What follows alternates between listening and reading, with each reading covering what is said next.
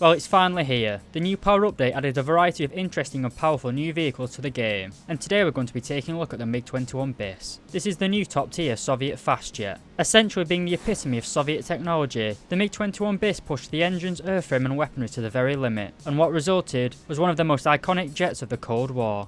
Alright lads, today I'm going to be talking about the weapons and performance of the MiG-21 BIS.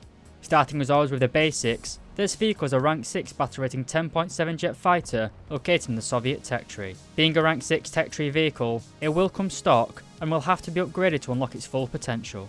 It will also only be effective at researching vehicles between the ranks of 5 and 6. For the Soviet tech tree, this ranges from the first generation jet fighters right up to the modern MiG-21s. To unlock this plane, you'll have to grind out 390,000 research points before purchasing the MiG for a cost of 1,020,000 silver lions. After this, you will then have to add the jet to your lineup for a cost of another 290,000 silver lions. You can then additionally purchase the Expert in Ace qualifications for the tank, costing 1,020,000 silver lions and 2,800 golden eagles respectively. You also have a pretty low repair cost of 8,262 silver lions, but as this jet has just been released, its repair cost will most likely skyrocket in the coming months.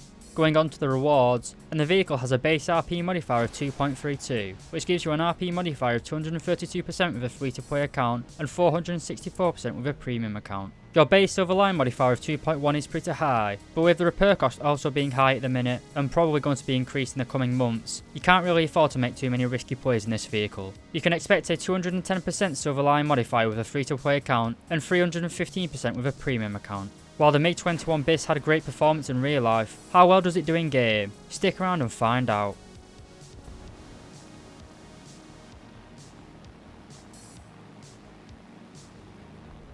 Starting with the engine and flight characteristics, and the MiG-21 BIS is powered by the Tumansky R25-300 afterburning engine. It has a power output of 4,040 kg of thrust at military power, and when afterburning, the power output surges to 7,220 kg of thrust. This insane amount of power gives you an incredibly high climb rate of 225 meters per second with clean wings. And when carrying 6 anti-aircraft missiles, you still have a very respectable 187 meters per second climb rate. This means that even when carrying a max payload of missiles, you still outclimb pretty much everything on the Allied side. The 21 BIS also has a very high top speed at higher altitudes, being able to reach over 2,200 km per hour at an altitude of 13 km. However, at near sea level, the plane will actually rip its wing at Mach 1.21, and the plane will hit this speed on the deck, making the MiG-21 BIS one of the fastest jets, both down low and up high. With a high top speed and climb rate, the 21 naturally has pretty good acceleration. This makes it pretty forgiving in terms of energy management. If you make a stupid decision, or just a poor manoeuvre, you can rapidly accelerate and regain your lost energy. This was one of the major issues with the early MiG-21 variants. If you got too slow, it took quite a while to get back up to manoeuvring speed.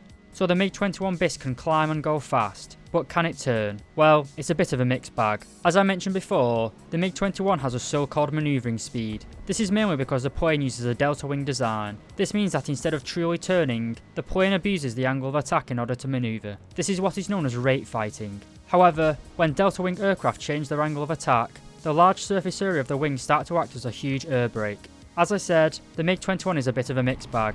When travelling fast, you can rate fight pretty well. However, the more you turn and roll, the more energy you bleed. This means if you try and engage in an extended dogfight, eventually the MiG-21 will get so slow you can no longer manoeuvre effectively.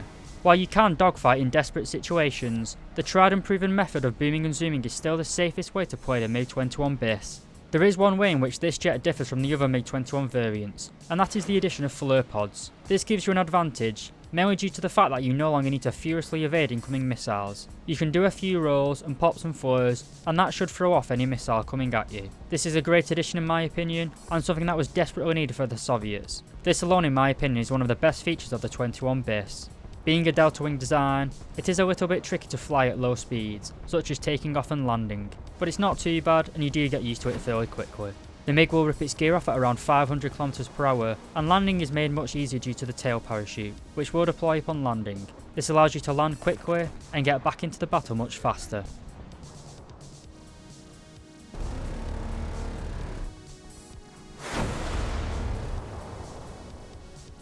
Moving on to the weapons, and to start, the MiG-21 BIS has both radar as well as a ballistic computer. This CCIP, or Constantly Calculated Impact Point, will give you a pipper on your UI, showing you where your guns or missiles will hit. Unlike the F4 Phantom, the MiG-21 does not get a ballistic computer for the bombs, somewhat diminishing your effectiveness in a closer support role. The MiG stock weapon is the GSH-23L. This is essentially two 23mm cannons with high cyclic fire rates strapped together. These cannons are located on the belly of the plane, which makes aiming them more difficult compared to conventional nose-mounted guns. The aiming issue is made worse by the fact that these guns have a very low muzzle velocity, meaning you will have to lead targets unusually more than other jets in the game. You have a total of 250 rounds for your cannons, split across the two guns. This means you will have to be really disciplined with your shots, especially considering the guns have a fire rate of 3,400 rounds per minute. You'd think that having such a limited ammo supply would be balanced by the fact that these guns do immense damage. Well no, they do fuck all to be honest. They can destroy planes if you got a good burst into the enemy, but in deflection shots, where only a few rounds will actually hit the plane,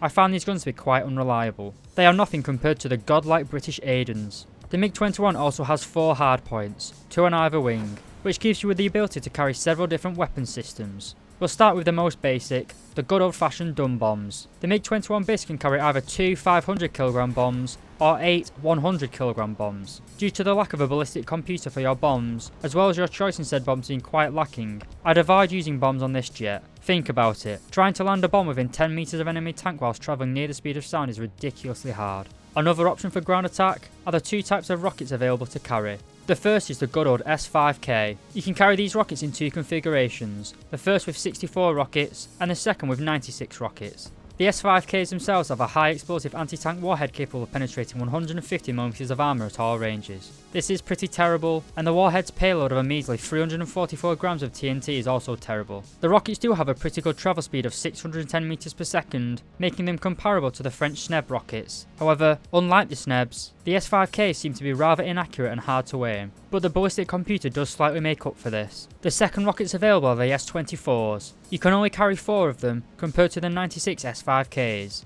But what they lack in quantity, they make up for in quality. While the 24s are slower, only having a maximum speed of 410 meters per second, they have a huge 25.5 kilograms of TNT in their warheads, giving them 80mm of penetration at all angles. You will still need a direct hit to take out a main battle tank, but a close miss will still kill a lightweight armoured tank or a self-propelled anti-aircraft gun. But the real meat and potatoes of the MiG-21 are its air-to-air missiles, of which you have 4 choices. But for anyone with more than 10 functioning brain cells, the choice of which one to use is pretty obvious. The first missiles you will unlock are the R3Ss. These are the same missiles found on many of the early Soviet jets. They have a maximum overload of 10 Gs and are rear aspect lock only. At battle rating 9.0, they are good, but at 10.7, where most engagements take place at near supersonic speeds, they are just nowhere near good enough to reliably get kills. While they are handy to have alongside the stock cannons, they are completely overshadowed by the following air-to-air missiles. The second unlockable missiles are the R3Rs, with the R standing for radar. This is essentially an R3S, except it is guided by a radar lock.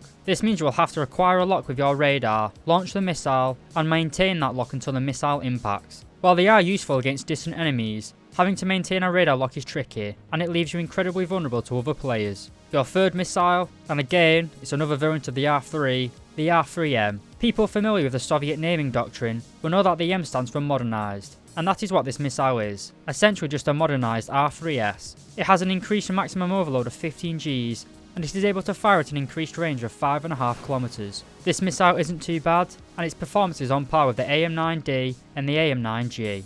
And finally, your last missile is the reason that the MiG-21s are so well known and feared. The MiG-21 base is able to carry a maximum of 6 R-60 advanced air-to-air missiles. The R-60s have a maximum overload of 30 Gs, making them the joint best missile in the game. The R-60s have a very large seeker head, allowing you to lead the target before launching the missile, significantly improving the chance of hitting at close range. Where this missile shines most is against opponents travelling at medium speeds, such as enemies who are currently in or have just exited a dogfight. At medium speeds, the amazing tracking and maximum overload mean that there is literally nothing a slow moving opponent can do to avoid this missile.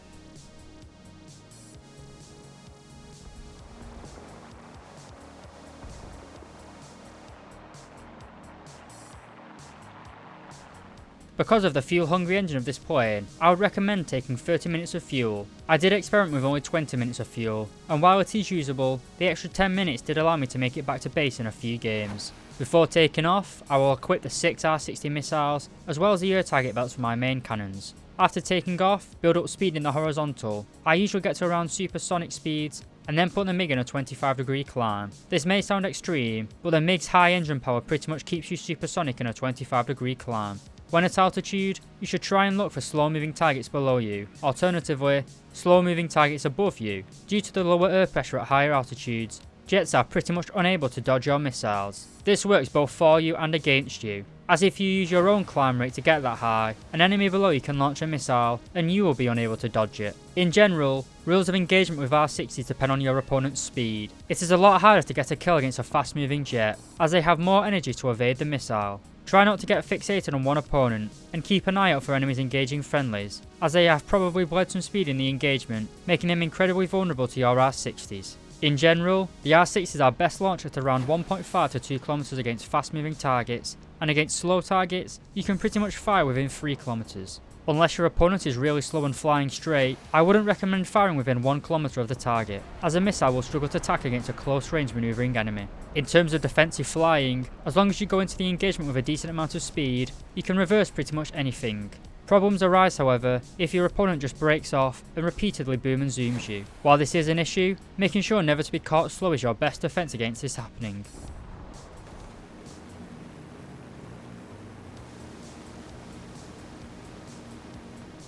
To conclude, the MiG-21 BIS is a great addition to War Thunder, and you should absolutely grind it. It improves on an already great airframe, with a better engine, more offensive weaponry, and much needed flares to counter the AIM-9J spammers. Your increased performance easily allows you to outclimb any other jet currently in the game, and your 6 R-60 missiles and great airframe allow you to make mincemeat out of anyone stupid enough to fight you. As mentioned, top tier jets is a game of speed. Getting slow just makes you an easy target for a missile, so slow speed dogfighting is never ideal, but when push comes to shove, the MiG-21 BIS is an excellent dogfighter against most opponents in the game, especially against the heavier F4 Phantoms. And even if you do get caught slow, the crazy afterburning engine of this MiG is powerful enough to get you back up to top speed after a few seconds of straight flying. The plane is also pretty good in ground realistic as well, thanks to its wide variety of offensive weapons. You can quite easily wipe out a team's tanks, helicopters, and other fast jets, making the MiG-21 BIS one of the most well-rounded jets in the game.